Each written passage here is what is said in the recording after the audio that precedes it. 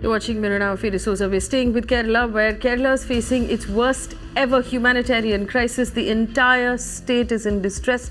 The Chief Minister, just addressing the press about half an hour ago, talked about how there are portions of Kerala where people live on the banks of water bodies, either rivers or backwaters, and those people are in distress. And the weather conditions have made it difficult for rescue and relief to reach everyone. Footage you're looking at on your screen right now is of Kochi.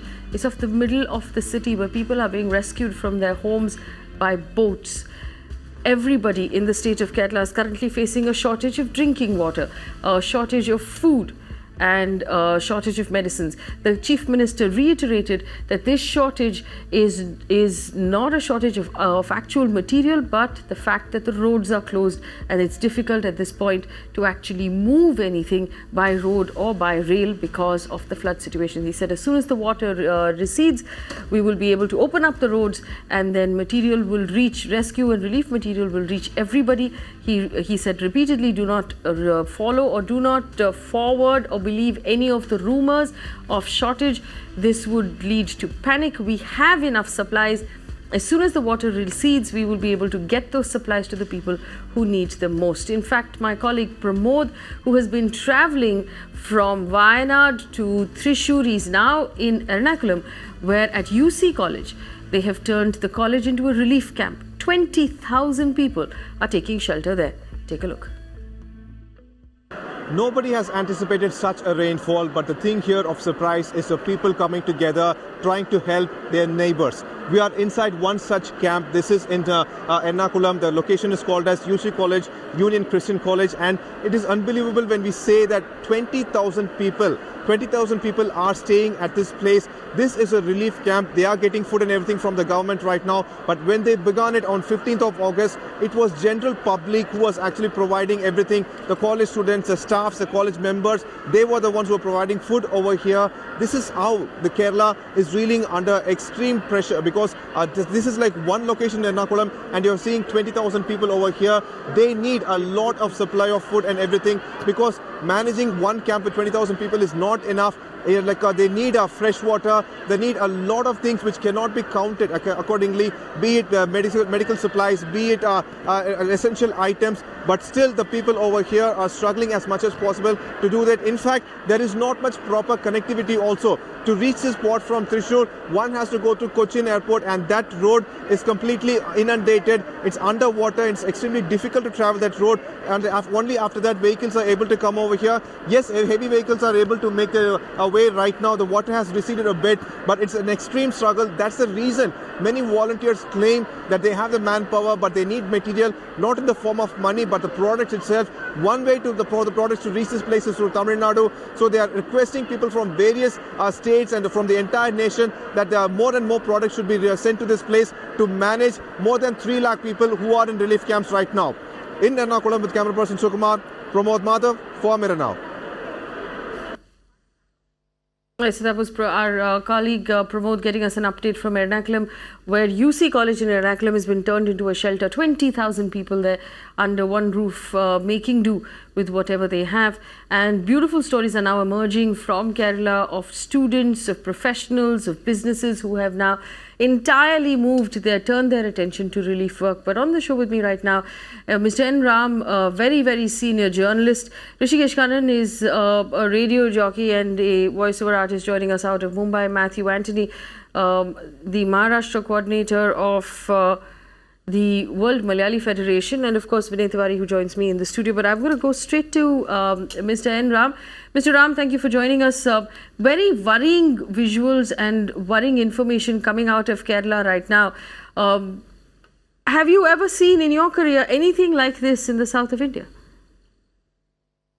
Yes, I think parts of Chennai was affected very badly a few years ago, but that was nothing in comparison with what we are witnessing.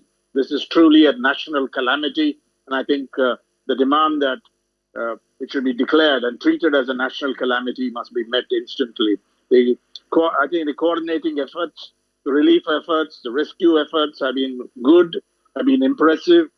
Kerala has a very high level of civic consciousness. The public health system is good. It has much better social indicators, but then it has certain disadvantages as well. in terms of what's happened now. The water, the torrential rain, the rivers overflowing, the dams brimming, the landslips. This is an unprecedented calamity. But I think they're making a spirited attempt to respond to this crisis. It's estimated, I just learned from an official, that the estimated damage is close to 10,000 crore rupees. And it continues. And the immediate demand of the state government is for 2,000 crore rupees from the center. And I think they should, it should be unstinting. And secondly, I think it's important to avoid the rumors. We've seen that. We've seen that in Chennai. We've seen that in Mumbai, that people get together and avoid rumors. I think they do very well. And the kind of voluntary effort, no state, I think, is better equipped to bring about this this precious asset than Kerala, which is a model state in this respect, and the kind of public spiritedness, the kind of humanity, the kind of civic consciousness we are seeing, I think, is magnificent. But still, there's quite a way to go before you're able to meet the challenge. Absolutely. Vinay Tiwari, this is true about the fact that Kerala is a model state in many ways. It's also a state that was doing remarkably well, but this is going to be a massive setback for Kerala. It will be, but I think what Mr. Ram was saying, and there are a couple of things which are very heartwarming, to see, and I think this we should actually appreciate something like this. Number one, ever since this tragedy has struck there, you haven't really seen political bickering or accusatory politics being played out on the streets. There are enough indications to suggest that all political parties are actually working together in doing it. And I think that's a very, very heartwarming sight, because we've seen enough states in the rest of the country where opposition starts using this tragedies also to score political points and brownie points. I mean, there is no rancor between the opposition parties in the state, and I think that's a good sign. The second very heartwarming side, and again something that our reporters are reporting from the field, is that fishermen who themselves have lost a lot of their own houses or belongings, or even family members, are actually giving away their own boats and using them to get help to people, and that's extremely heartwarming. In fact, one of our reporters actually told us that the fisherfolk had lent their boats.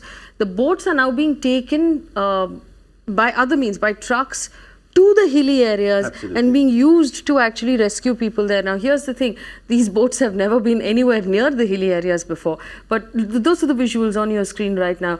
The fact that boats are being used inside of small towns and cities to rescue people. Absolutely. So that's the second heartwarming aspect of the state. I think the third heartwarming aspect of the state, which is largely sociological, it's not so much to do with the state administration, which is this, that over 12% of the state's population actually does not live in the state. They live elsewhere, abroad. And they have a better financial ability in many ways to actually help the folks back home. I mean, the whole concept of petrodollars built Kerala into pretty good, decent houses. I mean, of course, they've suffered a huge amount of damage. But I can almost feel that this is a state that has been so good on various indices that this state will bounce back way quicker than any other state that has been struck by tragedy in the recent few years, for sure.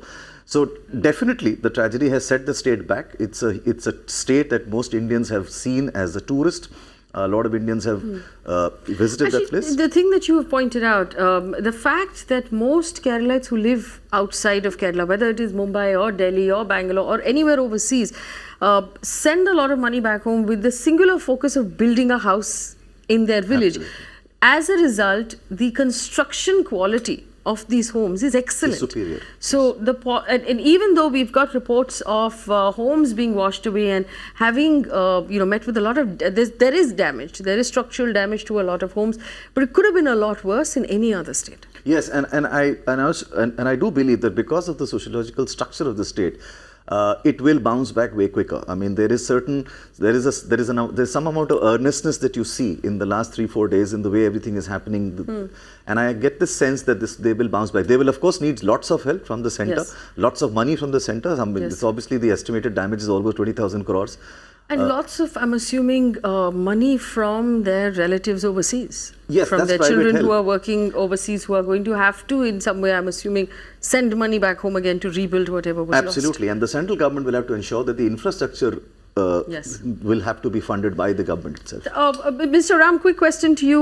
One of the things that Kerala is going to severely have to, deal with, roads being washed away, bridges being washed away. We've seen damage to schools, to colleges, to basic infrastructure, something that Kerala actually enjoyed. The state did very well when it came to infrastructure in terms of roads, and it did better than most other states. Yes, Tamil Nadu also has an advantage, but Kerala is right up there.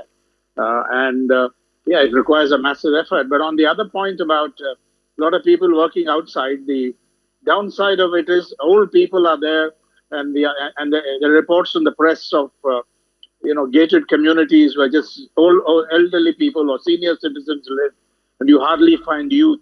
And special attention has to be devoted to the welfare of these people who may not be as physically active as a community which has a larger proportion of young people. That's a special problem of Kerala, the downside of what was just mentioned.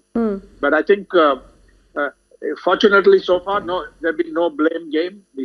The chief minister has completely avoided blaming anyone else about the center and so on. There have been sporadic attempts. I think Mr. Ram, there was just one point that did come up where the chief minister said that he, in his tweet, he said, we asked for 2,000 crore rupees, we were given 500. Yeah.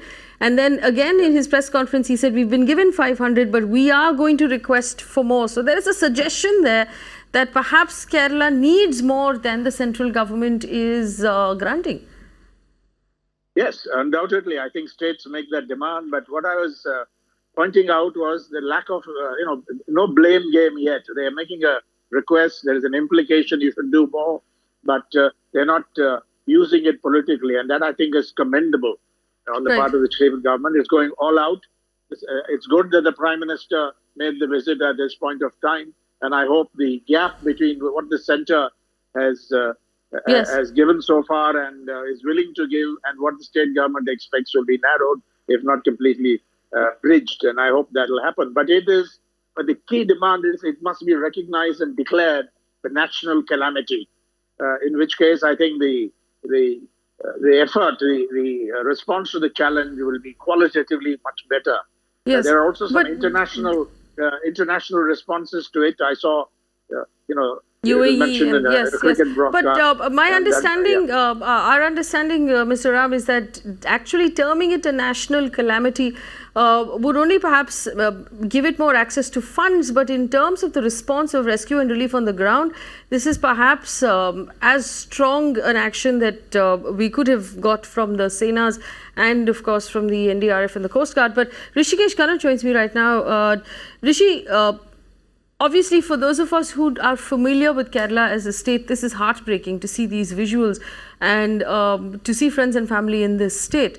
But it's going to take it's going to take a sort of activity from the whole country to help Kerala back up onto its feet.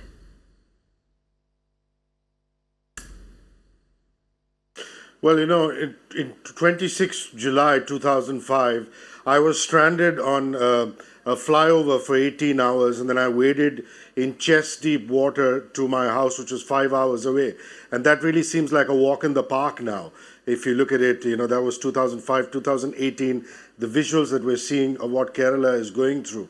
But like Mr. Ram said, if there is any state that is capable of coming out, throwing all its punches, it's Kerala. What I also like about this is that people in the public eye are actually getting down and dirty, if I could call it that, on the ground, trying to help people. Prime example is Rasul Pukuti, who's known to me. He's an Oscar award-winning sound engineer. He and his collective of directors and producers, Collective Phase 1, are actually going out on the ground and making sure that supplies are reaching the right people. So we're also talking about not just citizens' welfare, but also people in the public eye coming there, which is why, as the same media people like yourself, what we're trying to do at the radio station is to send out the right message for Mumbaikars to get together and bring these supplies together so that they're sent to people like Rasool and his collective Phase 1. Then there's also a Rapid Response, which is an NGO,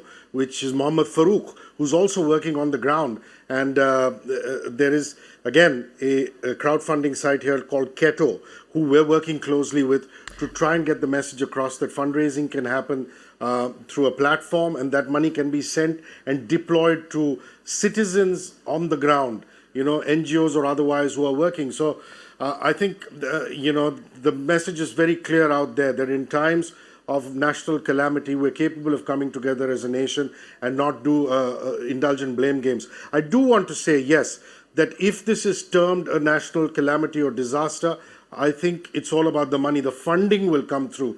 But in terms of response from the Air Force and the Army and, all the people that you've been speaking to, for example, on the show that I've been closely following, I don't think it could have been any better. Absolutely. In fact, Indrajit Sukumaran, whom we spoke to some time ago, is also an actor. And this is information we're picking up. Our partners right now who have sent us along, we've accessed a lot of the footage from Mathrubhumi. Mathrubhumi is a news and a media organization that's currently entirely devoted its time to relief work. And this is what is happening across Kerala. Even the gentleman who was just speaking with us, everybody has sort of changed their business from whatever it was to rescue and relief right now. Everybody is engaged in rescue and relief in Kerala.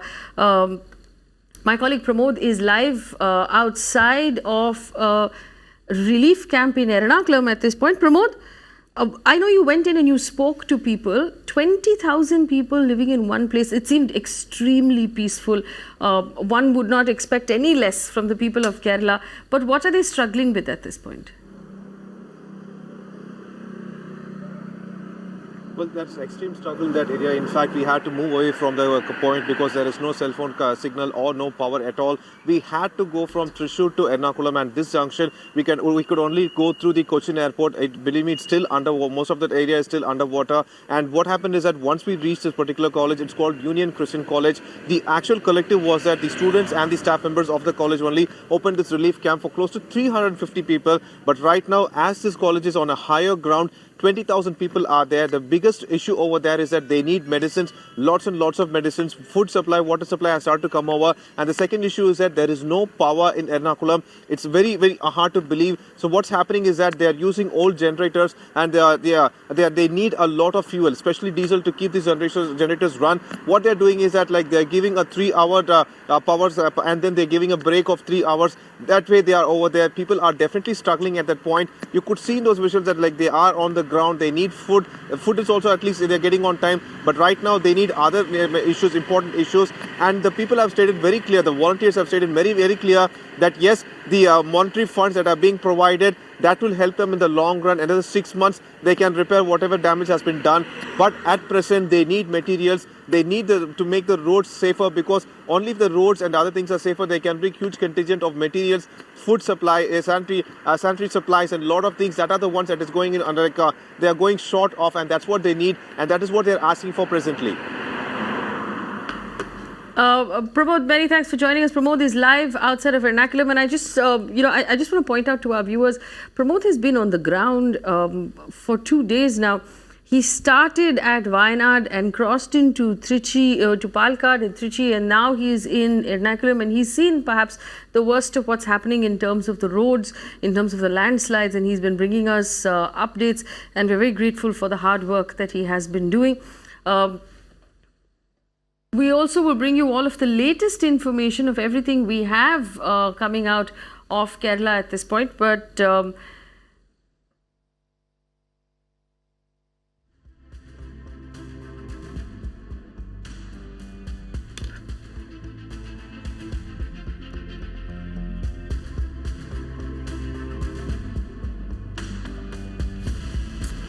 right, we're going to take a quick break here, and I apologize for that, viewers. Here's the news coming out of Kerala. All of the information that came out today. After his state visit to the state, Prime Minister Narendra Modi appreciated the people of Kerala for their fighting spirit and the authorities for their tireless effort given the adverse situation. He also committed complete assistance to the flood-hit state.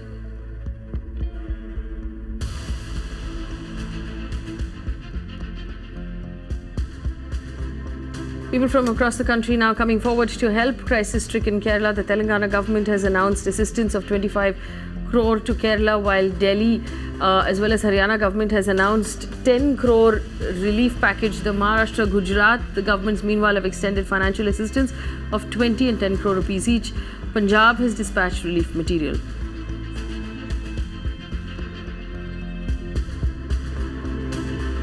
The Central Southern Railways are running special water trains to Kerala. The Southern Railway dispatched 7 wagons with tanks carrying 2.8 lakh litres of water from Erodu Junction on Friday. The Central Railway also flagged off wagons carrying 7 lakh litres of water from Pune. Additionally, the Indian Navy has rushed INS Deepak from Mumbai to Kochi with 8 lakh litres of drinking water.